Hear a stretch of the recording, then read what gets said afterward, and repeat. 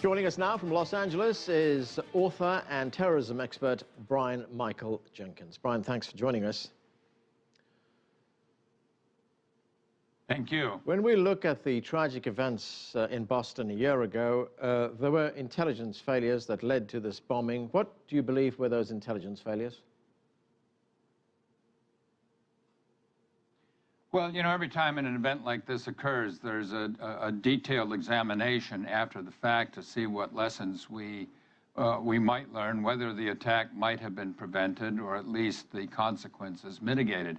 In this case, according to an Inspector General's report, there was criticism that the investigation of the older Sarnab brother had not been adequate. That investigation had been conducted as a consequence of a lead passed on to the United States by the Russian authorities.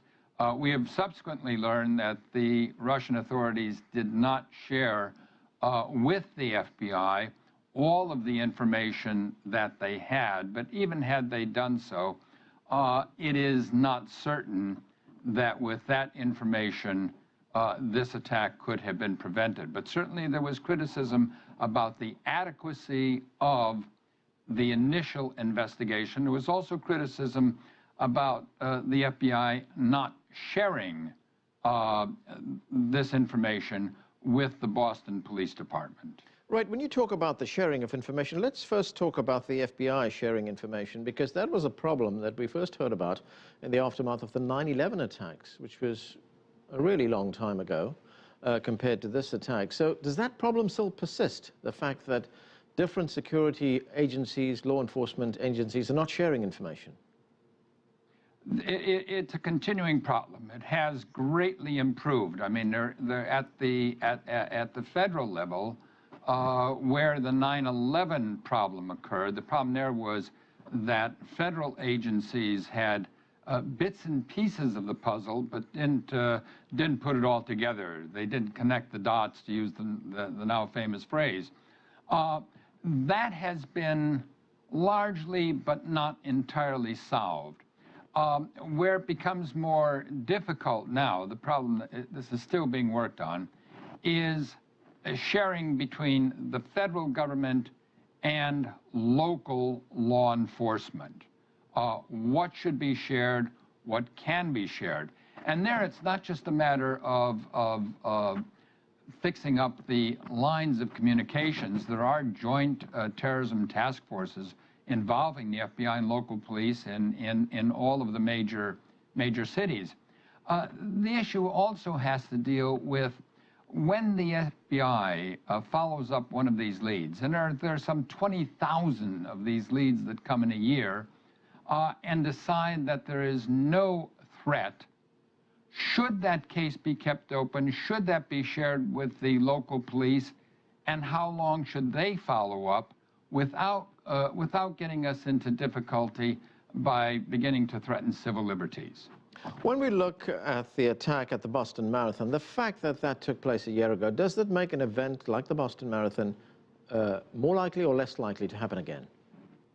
Could it happen again? Look, if we look at the terrorist plots that were uncovered in the United States since 9/11, many of these terrorist plots and many of the actual attacks that we have seen are directed against crowded public places. Whether we're talking about airport terminals, sporting events, shop malls, most recently in the news, as we've seen, bombings at a bus terminal in Nigeria.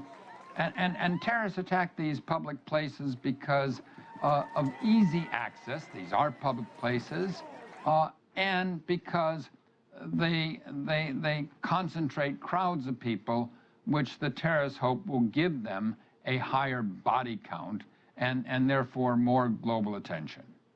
For this marathon, Boston is deploying more cameras, more security people, not just at the finish, but along the route as well. Is that going to be adequate?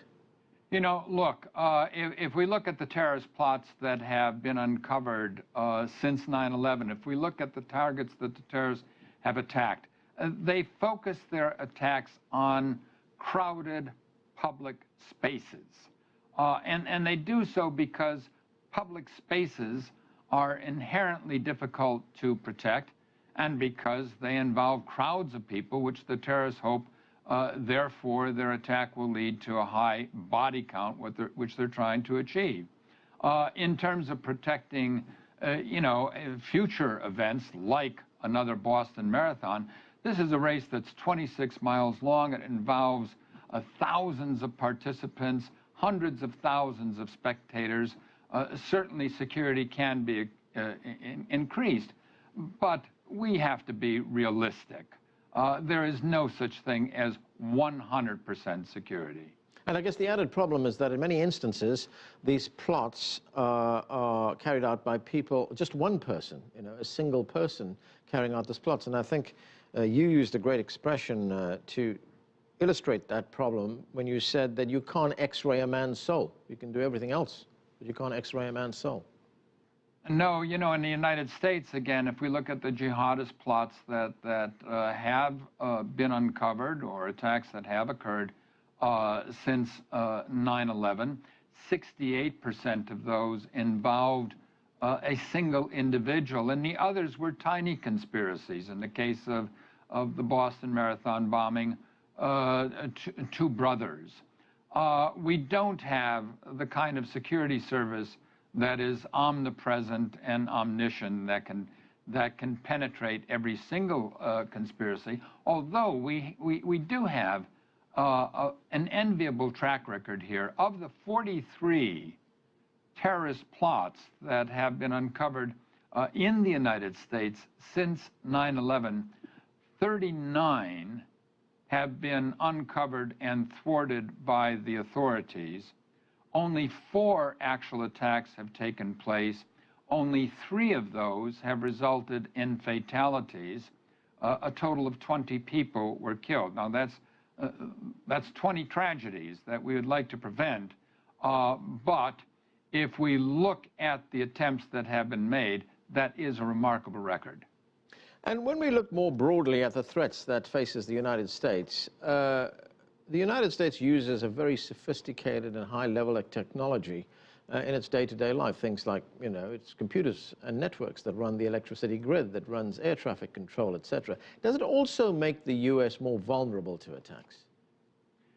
Well, any modern technology-dependent society brings with it built-in vulnerabilities, and certainly there is great concern about the vulnerabilities inherent in our critical infrastructure, whether it's the power grid, or whether it's air traffic control, or whether it's other vital systems upon which our economy and depends in this country. However, I do want to point out something here. These attacks were thwarted in the United States not necessarily by high-tech means. For the most part, when we look at these, this was old-fashioned police work, confidential informants, undercover agents, good investigative work, not the high-tech stuff. Yeah, I guess it's what's called human intelligence. Michael Jenkins, thanks for joining us. When we come back, 2 views on what drives terrorism against the United States. That's when the heat continues. Stay with us.